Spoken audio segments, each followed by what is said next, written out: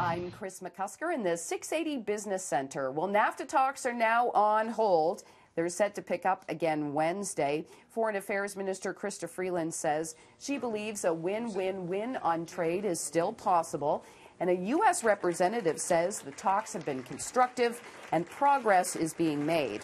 Now, those trade issues might have investors concerned, along with trade issues between the U.S. and China.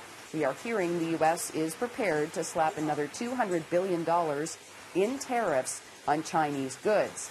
And despite those trade issues, the NASDAQ now coming off its best August in 18 years. It was up by 5.7%. Now, this past week, it got support from Apple and Amazon, with both stocks hitting all-time highs, actually a couple all-time highs. Amazon, though, still shy of that $1 trillion market cap milestone.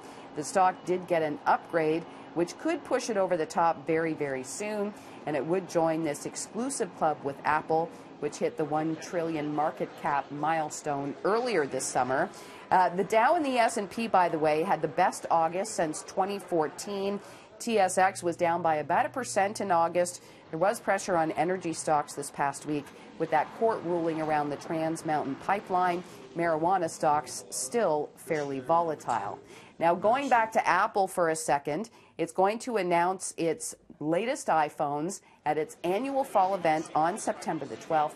There are reports out there as well that this event is going to be streamed live on Twitter. Normally, you can only watch it on Apple TV. The event is called Gather Round, which is a reference to the new facility, which is round.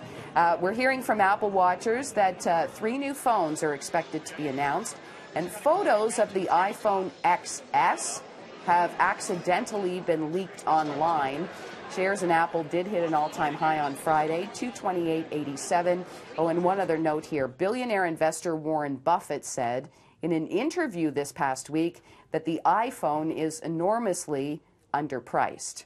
It's the end of the line for Town Shoes. The Ohio-based retailer says increasing competition in the footwear market and significant operating losses are to blame. So all 38 stores in Canada will close by the end of its financial year in January. About 400 employees affected will be moved to DSW's Shoe Company, Shoe Warehouse, and the DSW brands. Now, Town Shoes, first created in Toronto way back in 1952 by entrepreneur Leonard Simpson. And looking ahead, the Bank of Canada will make an interest rate announcement on Wednesday. No change is expected at this meeting. In fact, Bloomberg is pricing in just a 10% chance of an interest rate increase. There is an 81% chance in October. As well, this week we get earnings from HBC, Couche-Tard, and Dell. I'm Kris McCusker in the 680 Business Center for City News.